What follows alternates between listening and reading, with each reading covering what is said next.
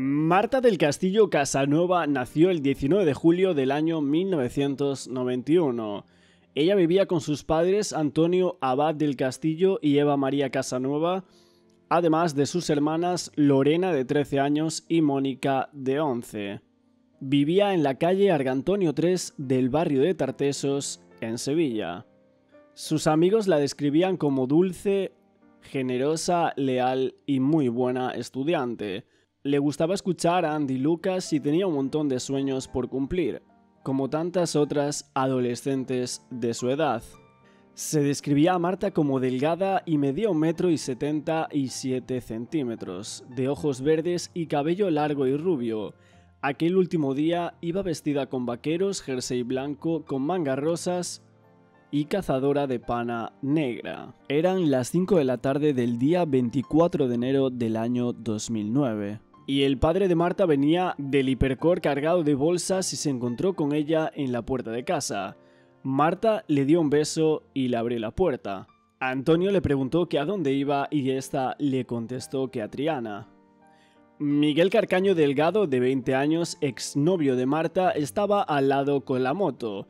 Don Antonio le miró, ya que no le gustaba nada que su hija fuera en moto. A lo que Miguel le contestó: tranquilo, yo solo estoy de paso. Antonio del Castillo subió a su casa y en esos momentos no sabía que esa era la última vez que hablaría con su hija. Aquí recordamos que Miguel Carcaño Delgado había salido con Marta un par de meses, pero habían roto y ahora Miguel salía con Rocío Pérez, una niña de 14 años que vivía en Camas, y que sería la última persona en ver a Miguel Carcaño antes de que se fuera a Sevilla a ver a Marta, y la primera en verlo después de volver de Sevilla. Por otro lado, la madre de Marta ya sabía que su hija quería ver a Carcaño, según comentan, para aclarar un par de cosas con él. Al parecer, Carcaño estaba obsesionado con Marta y no la había olvidado y quería volver con ella. Luego se fueron al parque en Virgen de Gracia, en el barrio de Santa María de Ordaz, donde llegaron sobre las 6 de la tarde para reunirse con Francisco Javier Marín, alias El Cuco. Y allí estuvieron hasta las 7:15 de la tarde. A las 8:05 de la tarde, Marta y Miguel llegaron en la moto al puente de Triana. Y según lo que se comentaba, a las 8:05 de la tarde, Marta y Miguel llegaron en la moto al puente de Triana, donde ella había quedado con un amigo suyo, Ángel. Estuvieron hablando unos 10 minutos y después Marta y Miguel se dieron media vuelta y fueron al bajo que este tenía en la calle de León 13, donde llegaron a las 8:25 de la noche. Pero ya en este punto de la historia tenemos que detenernos. Si nos vamos a esta noticia del año 2011, nos dice lo siguiente: un amigo de la víctima insiste en que no era Carcaño quien la acompañaba. El testigo y amigo de Marta del Castillo, Ángel, sorprendía a todos los que se encontraban en la sala de vistas de la audiencia de Sevilla al declarar que fue el Cuco y no Miguel Carcaño quien llevó a Marta del Castillo a Triana. Este testigo, Ángel Reina, se había citado con la joven asesinada en la plaza de Altozano sobre las 8:15 de la tarde de aquel 24 de enero. En la sala le preguntan si Marta le había presentado al chico que la acompañaba, y él decía que sí. Me lo presentó como el Cuco. Además agrega que era un chico moreno, delgado y con el pelo corto. Parece muy difícil que alguien recuerde que Marta le presenta a un chico llamado el Cuco y con las mismas características de este, y no a Miguel Carcaño. Incluso se pidió un receso para estudiar la ley de enjuiciamiento criminal para plantear que el testigo pudiera identificar a Miguel Carcaño. Al reanudarse la sesión, Ángel Reina no reconoció a Carcaño como la persona que acompañaba a Marta aquella tarde. ¿Recuerda usted qué le dijo Marta sobre Miguel? ¿Cómo se lo presentó? ¿Como un amigo o...? Miguel no era. ¿Perdón? Me presentó como Cuco, no Miguel. ¿Como Cuco? A mí me presentó, era un chaval morenito, que estaba rapado, canijito. Y me dijo que era Cuco. Entonces, ¿Marta no fue con Miguel allí a Triana? No. Pues no hay más preguntas, señoría. Aquí es cuando nos tenemos que ir a los mensajes de Marta del Castillo y el Cuco antes de la desaparición de la joven. A través de Messenger, Marta del Castillo y el Cuco hablaron la tarde en la que la joven desapareció en enero de 2009.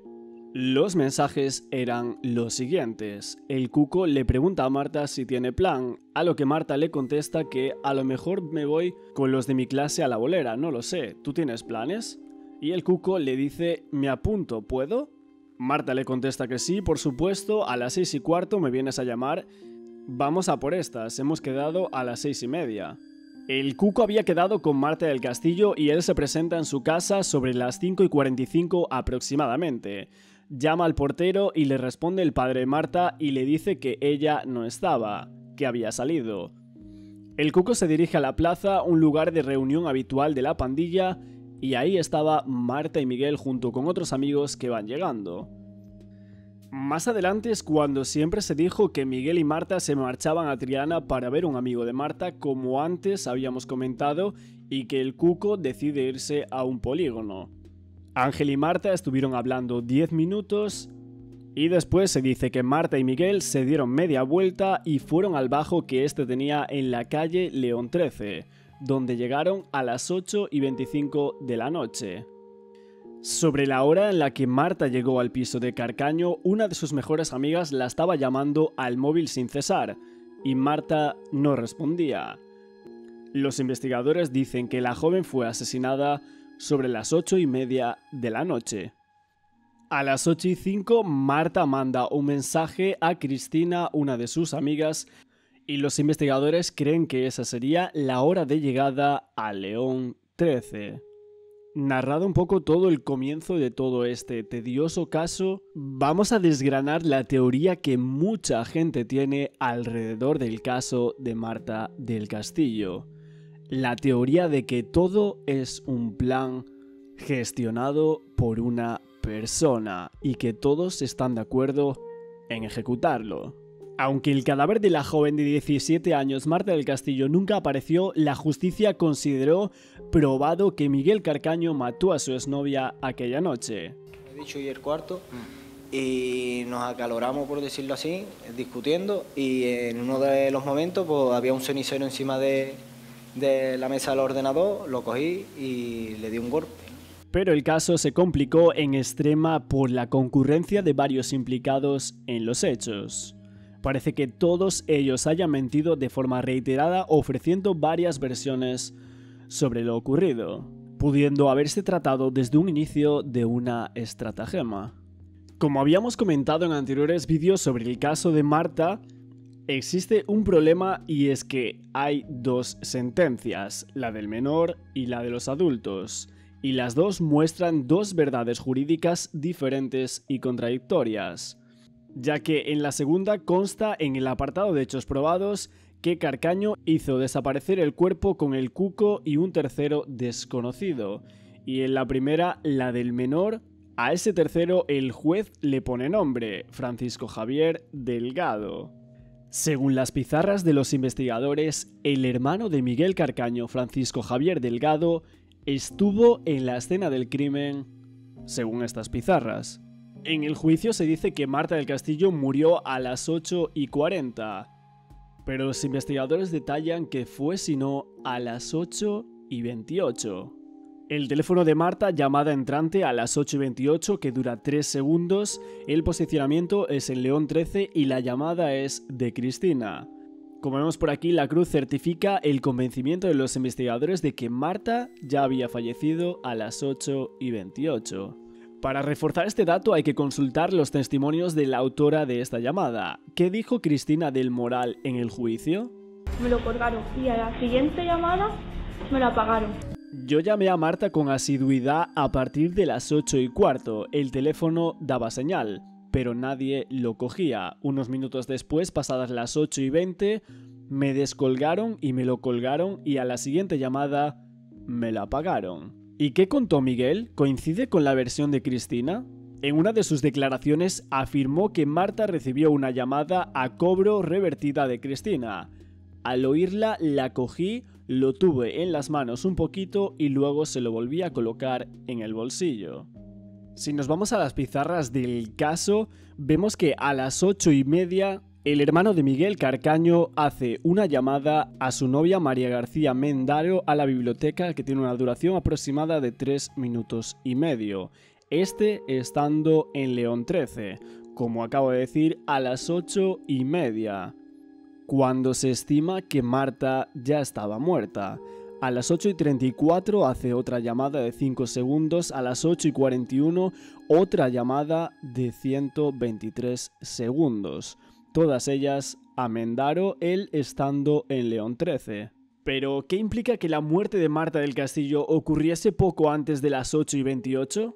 Según esas pizarras, a esa hora el teléfono de Francisco Javier Delgado, el hermano de Miguel, le situaba en León 13 en la escena del crimen. Pero, ¿qué contó Francisco Javier Delgado en el juicio? Me desperté sobre las 7:30 de la siesta, llamé a mi exmujer, después me duché y me arreglé para irme. A las 8 o 8:30 escuché que alguien entró en la vivienda, desde el baño le di una voz y Miguel acudió al baño, hablamos un poco y cuando salgo del baño tengo una llamada perdida de María a la cual respondo y ella me pregunta si puede venir al piso a estudiar. Le dije que sin problema, que mi hermano acababa de llegar. Y María me dijo que si iba a estar Miguel, ella no iba. Pero dice usted que no salió del cuarto de baño. No, digamos que le di una voz. Lo llamé. Le di una voz. Lo llamé en voz alta. ¿Y Miguel acudió? Y Miguel acudió al baño. ¿Va usted a salir al salón una vez que usted se afeita, se arregla? No, digamos que yo el salón no lo piso ya hasta cuando me marcho. No me muevo de lo que es la zona baño, distribuidor, dormitorio, donde yo... ¿Escucha usted algo? Me refiero, ¿escucha usted a su hermano Miguel algún ruido, algo que pudiera estar haciendo?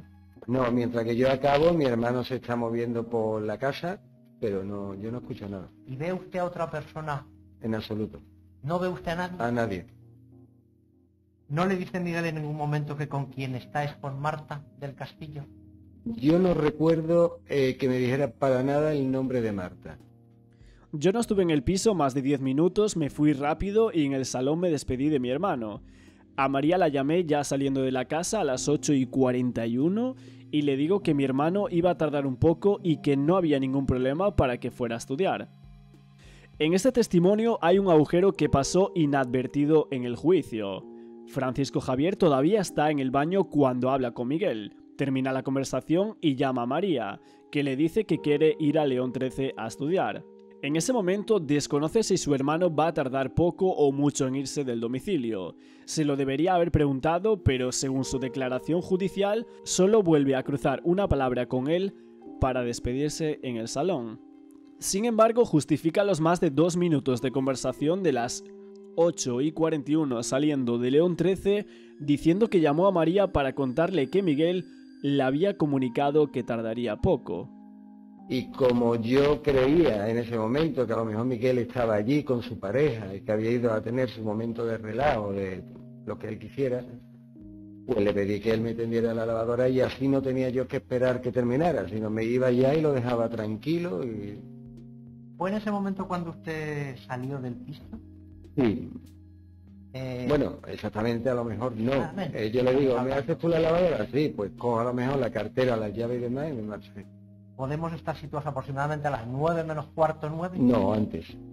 Antes. Yo no coincido más de 10 minutos con mi hermano puede llegar a las 8:30, yo antes de las 9 menos 20 estoy en la calle seguro. Estas pizarras revelan más secretos, entre ellos un dato que vista la absolución de Samuel Benítez que generó un enorme desasosiego. Bajo el rótulo Horas sin posesionar se puede leer Miguel de las 9:24, a Samuel de las 9:24, a Cuco de las 9:24, a Francisco Javier de las 9:01.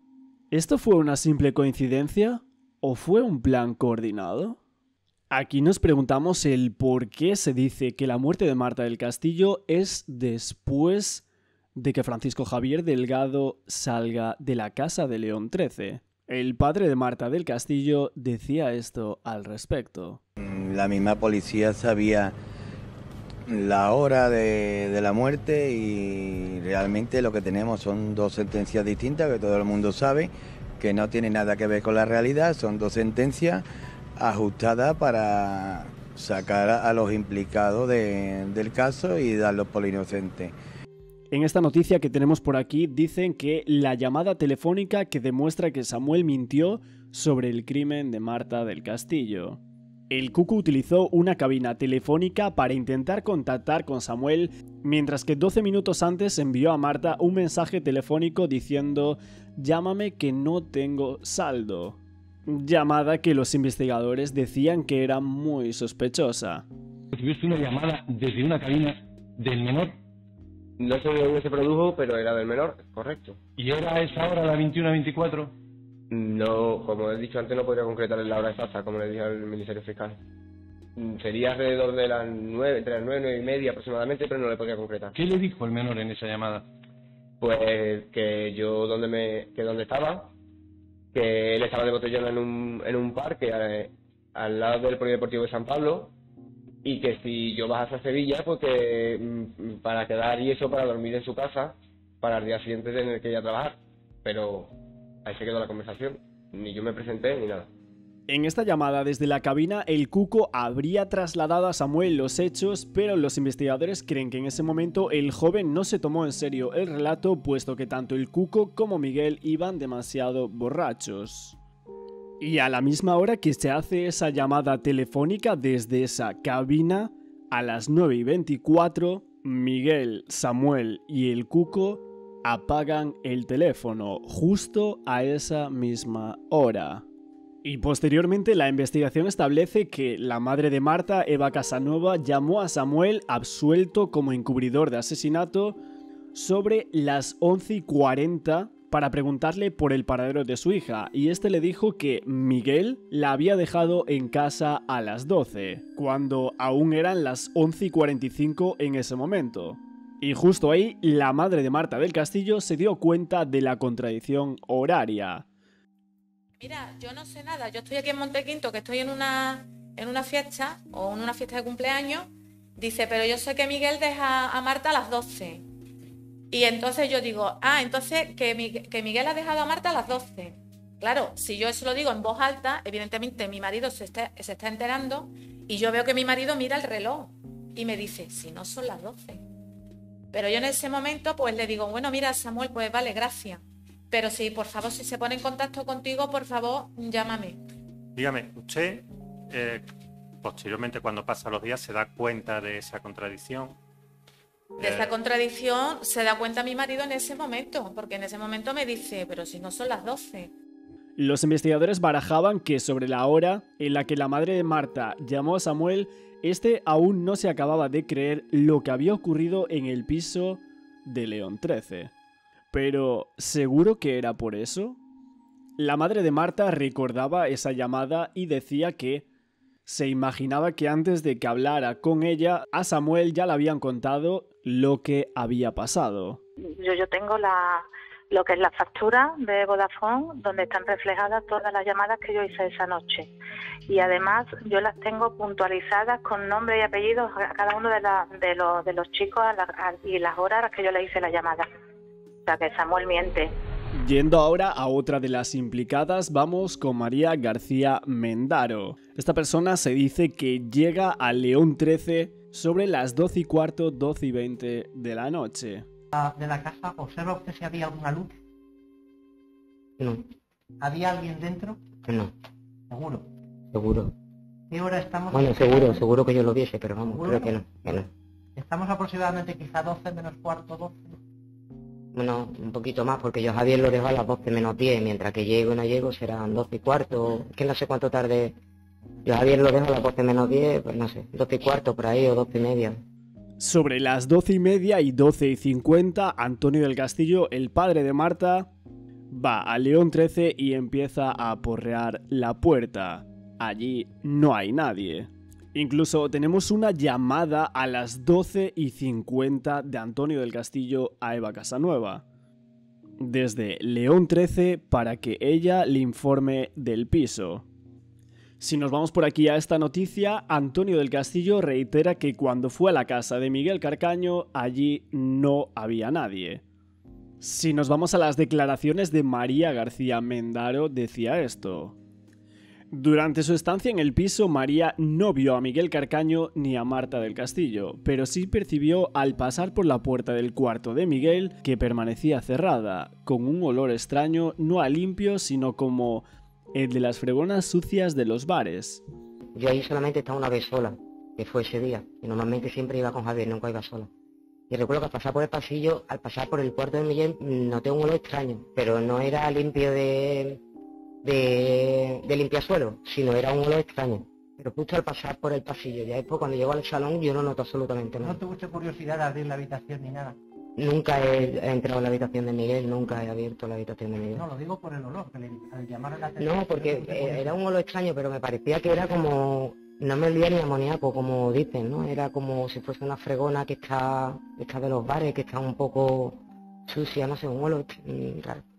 Estudié hasta las 2 y a esa hora llamé a Javi para decirle que me iba a dormir y, como él me había dejado las llaves del piso, le dije que me diera un toque al móvil para abrirle.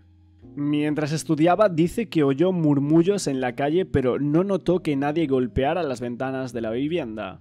Y sobre las 4 llegó Javier, con el que intercambió unas palabras y se acostó.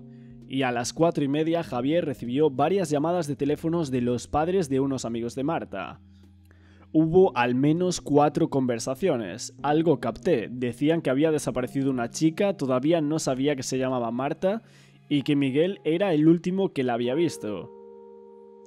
Querían que Javier les diera el móvil de Miguel, pero este se negó. Estaba un poco mosqueado por el tono en el que estaban hablando. Un rato después se presentan en la vivienda los padres de los amigos de Marta y Javier les abre, pero María se queda dentro de la habitación porque en ese momento no tenía ropa para salir. Que la gente acusaba a Miguel de la desaparición de Marta.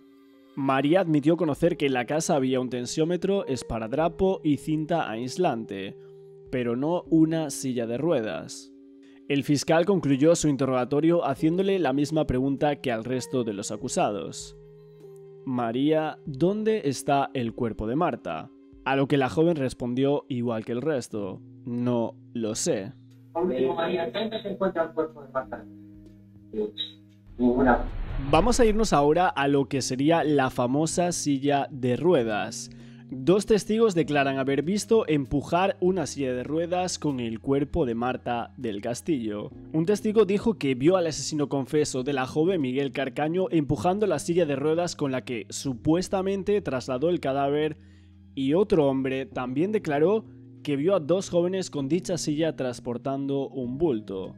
El primer testigo, uno de los vecinos de la calle León 13 de Sevilla, dijo al juez que a la 1:30 de la madrugada del día 25 vio a Miguel en el portal empujando una silla de ruedas, vestido de oscuro pese a que de día lo había visto con ropa clara, y que cuando se percató de su presencia intentó disimular. Y en cuanto al segundo testigo, dueño de un bar que salió a tirar la basura a las 2 de la madrugada, dijo que vio a 2 hombres encapuchados, uno de ellos 15 centímetros más alto que el otro, que era el que empujaba la silla con un bulto transversal sobre los reposabrazos y minutos después sin carga y con dirección a la calle León 13. Lo manifestaban de sospechoso de la hora en la que el vecino de León 13 y su novia vieron a Miguel con la silla de ruedas. Los investigadores se centraban en este punto pensando que a esas horas, sobre la 1 o 2 de la mañana, que es cuando los testigos dicen haber visto a Miguel con esa famosa silla de ruedas, es cuando ahí sacaron el cadáver de Marta del Castillo. Si esto es así y cuando sacaron el cadáver es a esas horas, según las declaraciones de María García Mendaro, ella estaría en el piso cuando esto sucede. Incluso sobre estas horas tenemos más horas sin posicionar, y es que Miguel, Samuel y el Cuco apagan sus teléfonos, Miguel a la 1:37, Samuel a la 1:13 y el Cuco a la 1:30. Horas en las cuales este testigo los había visto, además del otro testigo que dice haberlos visto cuando estaba viendo un programa de coplas de Canal Sur. Programa el cual la investigación sí que dijo que había sido en esa franja horaria. Del caso Marta del Castillo hay muchas teorías de lo que pudo pasar dentro del piso, y algunas en base evidentemente a las declaraciones de Miguel Carcaño. La familia de Marta del Castillo siempre pensó que Francisco Javier Delgado era el cerebro del crimen, aunque el hermanastro de Carcaño ya fue investigado por encubrimiento y puesto en libertad cuando quedó absuelto de todos los cargos. Pero evidentemente sigue estando en el punto de mira de los padres de Marta, Antonio y Eva. Ellos, al considerar en algunas entrevistas que este era el cerebro del caso. La teoría de la familia fue respaldada por Miguel Carcaño, quien en una carta escrita en el año 2020 le responsabilizaba a él del asesinato y explicaba cómo habría golpeado a la chica con la culata de una pistola en la vivienda de León XIII, cuando Marta habría intentado mediar en una discusión entre los hermanos a cuentas de la hipoteca de la casa. Francisco Javier Delgado contestaba esto diciendo que no tenía ni pies ni cabeza, que él matara por una hipoteca en un arranque de locura. Aquí tenemos que detenernos en la línea de investigación que tenía dos objetivos fundamentales: determinar si hubo una falsificación de documentos en la hipoteca de 108.000 euros concedida a Miguel Carcaño por una sucursal del BBVA de Dos Hermanas en 2008, y si existía alguna relación entre estos delitos y la muerte y ocultación del cuerpo de Marta, y en ese caso conocer la implicación de terceras personas que no habrían sido enjuiciadas previamente, así como la localización del cuerpo. Esto se concluyó sin ninguna duda que los documentos empleados para justificar la concesión de un préstamo a Carcaño eran falsos, ya que la concesión de la hipoteca no era viable por los cauces ordinarios, de ahí que, según los investigadores, se puso en marcha una cadena de intermediarios para asegurar el éxito de esta operación. De esta forma, la policía descubrió un hecho desconocido hasta el momento en la investigación. El hermano de Carcaño había acudido a un prestamista que le dejó el 2 de junio del año 2008 un total de 27.000 euros a devolver en 6 meses en un solo pago. Esto fue en diciembre del año 2008 y con un interés del 8% que debía devolver 28.000 euros. Pero en caso de retraso los intereses se disparaban al 29%. Como garantía de este préstamo estaba precisamente ese piso de León XIII. La primera noticia que tenemos es un día que llama un inspector de policía cuando al parecer pensaban que la zona del término de San José había enterrado el cuerpo de esta chica. Y entonces este señor me llamó para preguntarme si este chico había trabajado más, menos tiempo. La investigación se motivó debido a una declaración de Miguel Carcaño. A consecuencia de esta declaración efectuada por Miguel Carcaño Delgado, en presencia de una de sus abogadas, comenzó a dar nuevos datos no solo de la desaparición, sino sobre todo los hechos en concreto sobre la muerte. En concreto manifestó que el 24 de enero del año 2009 llegó a su casa de León XIII sobre las 8 acompañado por Marta y se metió en su habitación. Que él sí se dio cuenta de que su hermano estaba en el aseo y se fue a hablar con él, y mientras estaba tendiendo la ropa, su hermano le dijo que había hablado con el que había arreglado los papeles del piso y le había dicho que iba retrasado en el pago. Él respondió que había sacado de la cuenta de la hipoteca unos 800 euros y se había comprado una moto y otras cosas, y cuando su hermano le preguntó por el dinero y él le contó lo sucedido, Francisco Javier comenzó a insultarle y a pegarle, que él salió corriendo por el pasillo tratando de salir a la calle, pero su hermano lo alcanzó en la puerta de la habitación en la que estaba Marta. Según esta séptima versión, Javier Delgado siguió pegándole y mientras su hermano se encontraba de espaldas a la puerta de la habitación pegándole, Marta se abalanzó sobre él para que dejara de pegarle, cogiéndolo por el cuello. Momento en que su hermano sacó el revólver que llevaba en el cinturón, se dio la vuelta y le dio una vez a Marta con el citado revólver y ya dentro de la habitación le dio más veces. Carcaño añadió que fue su hermano el que dijo que cogiera el tensiómetro, que él se lo puso y que marcó 0. Su hermano le dijo que lo llevara a su casa, se fue al salón a hablar por teléfono y a continuación lo llevó con la moto hasta su casa de la calle Tarsis, dejándolo entre la puerta de acceso y el garaje, y él, siguiendo las indicaciones de su hermano, regresó a León XIII. Poco después de esto llegó su hermano a León XIII y se fue a la habitación, momento en el que sonó el porterillo Él abrió y entró Francisco Javier García Marín, conocido como el Cuco. Y él terminó manifestando que el único que podía desvelar dónde se encontraba el cuerpo de Marta del Castillo era su hermano. Pero a esta declaración de Miguel Carcaño no se le dio ninguna credibilidad. ¿Pero hay alguna declaración de los implicados o de los testigos que se acerquen a esta última versión de Miguel Carcaño o a esta teoría alternativa del caso? De hecho, sí, tenemos que ir a las declaraciones de Rocío. Volviendo atrás a Rocío, la menor de Camas, que mantuvo una relación sentimental con el autor confeso del crimen, ella declaró y aseguró que la madrugada del 25 de enero del año 2009 Miguel Carcaño le confesó que, tras una discusión, golpeó a la víctima con un cenicero y una vez estaba en el suelo, entre él y su hermano Francisco Javier Delgado la golpearon y tras lo cual se deshicieron del cadáver ayudados de unos más. Incluso Rocío había declarado esto. Miguel me dijo que había discutido con Marta esa tarde y que su hermano también estaba en casa y que en un momento dado le dio un golpe con el cenicero y una vez en el suelo, él y su hermano la golpearon. Y tras ello Miguel se montó en su motocicleta, no volviendo al domicilio de Camas hasta varias horas después, cuando me contó que había quitado de en medio el cuerpo de Marta para que nadie la encontrara. Dijo que esa tarde había estado con Marta, habían discutido los dos, el hermano estaba en la habitación, salió, peleó con Marta, él del mismo arrebato de que le contestara a su hermano, cogió un cenicero le dio. Y una vez estando en el suelo, los dos se liaron a darle a pegar. Y me dijo que iba a solucionar un problema con su hermano y a borrar pruebas antes de que nadie las viera. Yo le pregunté qué prueba y me dijo que era un charco de sangre. La sentencia del caso de Marta del Castillo es clara. Francisco Javier Delgado y su novia María García Mendaro habrían llegado a la vivienda de León 13 después de que Miguel Carcaño se deshiciera del cuerpo de Marta del Castillo. Sin embargo, las piezas no encajan.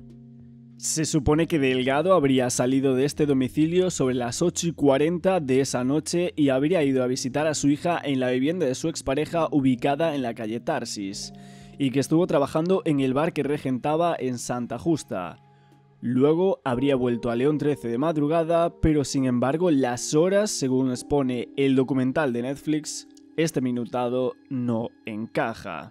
Incluso se tiene una grabación de la urbanización donde vive su pequeña, donde se ve a una persona con complexión parecida a la del hermanastro, saliendo a una hora diferente de la que Delgado declaró. Sin embargo, la mala calidad de este vídeo hizo que no se pudiera admitir como prueba. Un jefe de la policía admitió en el juicio que no se comprobó la coartada del hermano ese día porque todo se centraba en Miguel Carcaño. Esta coyuntura hacía que las dudas no se despejaran para los familiares de la joven, que seguían considerando que en esa casa, en el momento de los hechos, estaban tanto el hermano como la novia de este. El hermano de Miguel Carcaño, en entrevistas posteriores en el documental de Netflix, se mantenía firme diciendo que él no había matado a Marta y que no sabía dónde estaba el cuerpo. Incluso en algún momento, cuando se le pregunta por las contradicciones en su relato, se llega a mostrar desafiante, si bien recobra la compostura para seguir defendiendo su inocencia. Incluso en algún momento, cuando se le pregunta por las contradicciones en su relato, se llega a mostrar desafiante. En algunos medios él fue calificado como una persona fría, locuaz pero poco reflexivo, aunque también se le calificó de violento. Esto por los amigos de Miguel Carcaño, que decían que sabían que su hermano le pegaba de pequeño, incluso en la urbanización. El padre de Marta del Castillo decía que eran cosas que habían salido a la luz y que no se podían obviar. Que cuánta gente no habría muerto en este país por culpa de una discusión, se preguntaba Antonio. Además, hablando de la otra teoría sobre la pistola con la que presuntamente se habría golpeado a Marta, sale a relucir en las primeras declaraciones de los amigos de Miguel Carcaño, que dicen que este siempre presumía de que había una pistola en su casa, pero Javier Delgado comentaba que él nunca había tenido un arma y que no mató a Marta como muchos dicen. Y nada más, gente, espero que os haya gustado este vídeo reportaje. Si es así, no olvidéis como siempre apoyar con un like para seguir trayendo todo este tipo de contenido sobre casos. Esta será la primera parte de este vídeo porque el caso de Marta del Castillo tiene muchísima tela que cortar. También recordar que todo lo que exponemos por aquí son apuntes periodísticos, son archivos de prensa, son cosas que ya han salido, investigaciones, las pizarras ya están desde hace más de 7 años, así que también por aquí en comentarios si tenéis cosas que aportar también para la segunda parte que vamos a realizar sobre este caso y sobre este tipo de vídeo, viendo más teorías alternativas. Por aquí abajo en comentarios también me podéis hacer todas esas indagaciones. Como visteis en el vídeo, lo que son las pizarras son sacadas del programa Espejo Público con Nacho Abad y en la actualidad el canal Triun Arts, compañero de plataforma, también las sacó hace unos pocos días y ahí detalla todas estas pizarras un poco más minuciosamente, así que si queréis verlo también lo tenéis por ahí en el canal de Triun Arts. Muchísimas gracias a todos por ver este vídeo y nos vemos en el siguiente.